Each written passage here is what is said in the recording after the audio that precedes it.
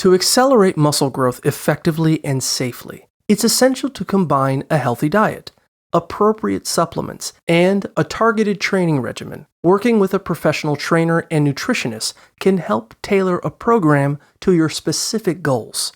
Key strategies include slowing down your lifts to maintain proper form, varying the speed of your repetitions, and using heavier weights for fewer reps to challenge your muscles. Adequate recovery is crucial, so ensure you allow at least 48 hours before targeting the same muscle group again. Gradually increase the weights you use, and incorporate a variety of machines to prevent your muscles from adapting.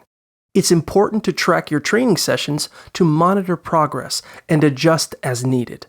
While moderate cardio is beneficial for cardiovascular health, excessive cardio can hinder muscle growth, so limit to 75 minutes of vigorous or 150 minutes of moderate activity weekly. To support muscle development, consume a calorie surplus focused on nutritious foods, aiming for 1 gram of protein per pound of body weight, including both animal and plant-based proteins.